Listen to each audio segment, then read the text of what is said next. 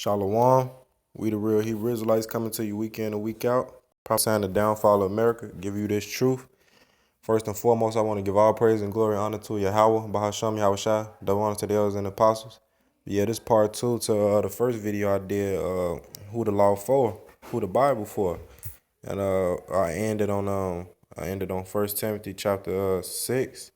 I ended on 1 Timothy chapter 1, verse 8. Basically going into why the law is good. Of course, my recording stopped, but I had to make free space.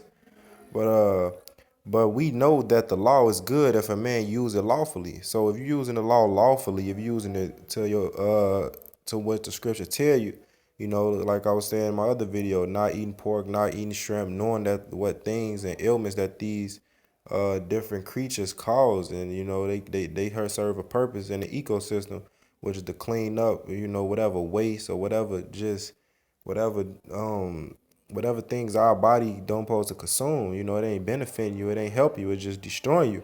And whenever you eating, whenever you thinking, whatever you doing, you want to do things that's beneficial to your mind, soul, your body, and first and foremost to the Most High. Because He told us not to do it, and this was the law, and He told us not to do it. If you go into that word law in the Greek, anything established, it's our custom, it's our commandment. He commanded us.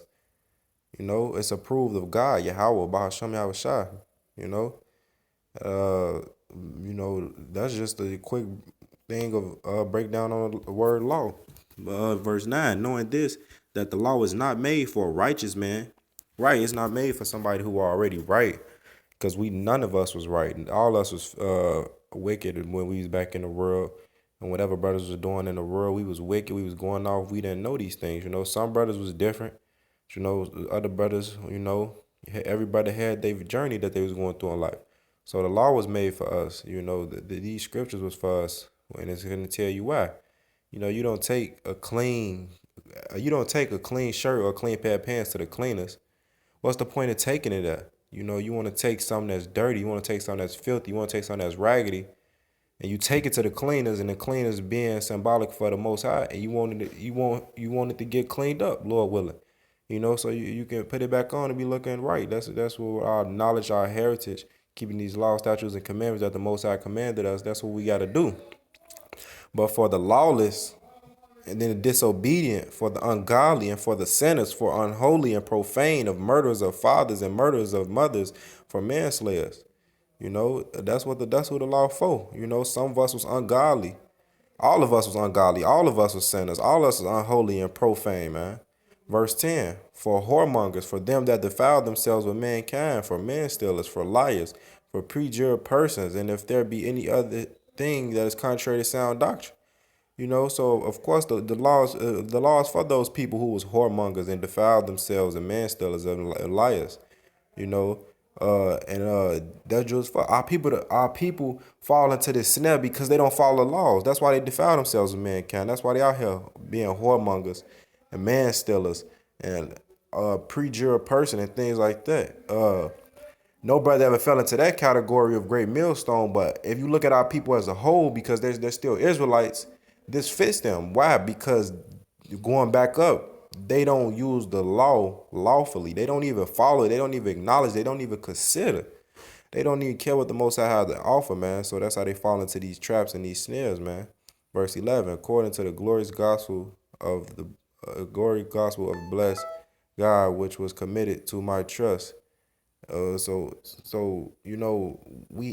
it was set up for a reason. We have to follow these things. We have to believe on the Most High, and we have to continue in everything that He said before us. These scriptures, these laws, these men He set up according to how He wanted to be done, and not for fame and filthy lucre, save not selling out. He trusted us to do these things, and it's gonna definitely work out. For James 1:3, knowing this, that the trying of your faith worketh patience. But let the patience have a perfect work, that you may be perfect and entire, wanting nothing. Yeah, so we're gonna have to go through some things. Going basically our best ability of keeping the laws. You're gonna keep it to your best ability. You're not gonna be able to keep everything, but simple things and not getting a lining, not shave your beard, which was the end result be bumps on your face, and just these are laws and our customs, and not eating certain foods that He tell us to eat in the book of Leviticus, and which causes certain problems, and not being homosexuality, which is completely demonic. You catch AIDS, HIV for laying with another man, and women vice versa, being lesbians, and dealing with each other and just spreading disease and madness, not popping another man's wife, and just creating madness and wickedness and being adulterous and wicked generation, which this generation is, and we try to abstain from that and come out of that, man. So you got to know that you got to know these things, and that's why we was giving them the laws. Like I was reading in First Timothy. But we gonna go through things, and that's the trying of your faith. It is, with working patience. But you gotta let patience have a perfect work. You gotta let her do a thing that ye may be perfect and entire and want nothing. And Lord willing, that comes soon. Starting with the elect, because the 2/3 of our people they don't care. They don't want to get right. So the end result is gonna be death, destruction, whatever it got coming to them. Verse 8: a double-minded man is unstable in all his ways. So you can't be double-minded about serving the Lord. You can't be having inner truth and then thinking about holding on to the world, and which I had to overcome big time.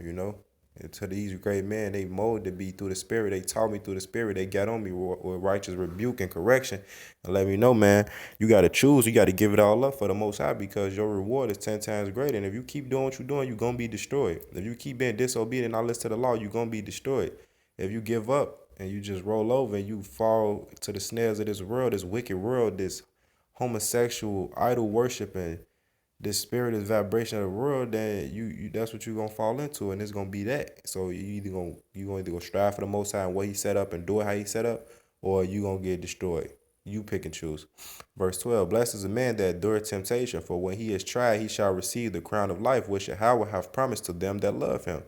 So when we endure these temptations, we endure these things, and we keep the law, statutes, and commandments to our best ability, we continue to do the works, but showing our faith, he gonna bless you if you endure through all these things. And enduring temptation is when you want to do these things, when you want to go off and you want to pop another man's wife, or you want to smoke weed, or you want to just do all things that's contrary to the laws that the Most High told us not to do. That is a temptation, because this flesh that we in, it's just wickedness. It's gonna tempt you. You gotta endure all that, and you gonna receive a crown of life, which Yahweh have promised to them that love Him. And if you love Him, what's the main thing to love Him? Scripture tell me, if you love me, keep my commandments. Also feeding His sheep. So that's how you show your love. That's how you show your appreciation. You know. And if you're not doing that, then you're not following what the Most High telling you to do. So what you think He gonna do to you? If you read on, say, let no man say when he is tempted, I am tempted of Yahweh, for Yahweh cannot be tempted with evil, neither tempted He any man. So He not tempting you. And read down, it tell you. But every man is tempted when he is drawn away of his own lust and enticed. Then when lust have conceived, it bringeth forth sin, and sin, when it's finished, bringeth forth death. That's why people dying. That's why people getting judged. That's why people doing what they doing, because they getting enticed by their own lust. They not listening to what the Most High tell. They not leaning on the Most High. The scripture tell you, lean not on your own understanding. The scripture also tell you, trust in the Most High with all your mind and heart, power, soul, everything, man. But basically, do not err, my beloved brother. And that's talking directly to elect, starting with the elect. But do not err, man. Do not err. Continue to fight. Continue to try. Continue to believe and do these things wherefore we supposed to be doing. This is verse 21. Wherefore I lay apart all filthiness and superfluity of naughtiness, and receive with meekness and engraft the word, which is able to save your souls. So following a righteous path, fleeing all these filthiness things, these naughtiness, and being meek, being humble, being humility, and following order, that'll save your soul. Be ye not doers of the word, but be ye doers of the words, and not hearers only, deceiving your own self. So you gotta hear the word, you gotta do the word, you gotta keep the faith, you gotta do the works, you gotta do everything the Most High telling you to do. You can't try to do your own little thing. You can't try to depend on your own little ways. This James 4:4. Ye adulterers and adulterers, know not that the friendship of the world is enemy with the Most High. Whosoever therefore would be a friend of the world is an enemy of Yahweh. So if you being friends with the world, and you thinking the world it got your back, and you think, oh, I can hang out with my homies, I can gang bang, I can do all these things that the Most High told me not to do, and just continue to trust in the world and everything that they give you. And it's cool to work your job, but you know, if you're not working your job, man, best thing to do is just stay in these scriptures and stay around real men and the Most High set up. You know, don't care about people standing on the outside looking in, man, because they gonna try to make it seem like that. Don't have no friendship with them, man. You use the world. Don't abuse it, man. Don't You gotta come out of that madness, man. Revelations tell you that, and a bunch of more scriptures, man. We just gotta get our act together, man. We gotta follow these law, statutes, and commandments to our best ability. When we going through temptations, we gotta endure and know that we gonna get a crown of life. And we gotta know the world and the times we living in, man. You gotta watch who you got friendship with in this world, man, because that's enmity with the Most High. He don't like that. You gotta be doing things what He tell you to do. You gotta be in the scriptures. You gotta also know that He got us no matter what we go through, no matter what He put us through. He gonna give us everything and what He see fits. You know. But man, you gotta show Him love if He doing this for us. But I basically want to end it on that. Hope y'all was edified. Uh, Let me go back to this last scripture, Isaiah 55:1. I'm starting at 1. Just to end it off on this. Ho, everyone that thirsteth, come ye to the waters, and he that hath no money, come ye, buy and eat. Yea, come buy wine and milk without money and without price. So that's what you should look forward to doing, man. Coming to this truth and learning and being fed. With that, I hope you was edified. To the next video, I say shalom.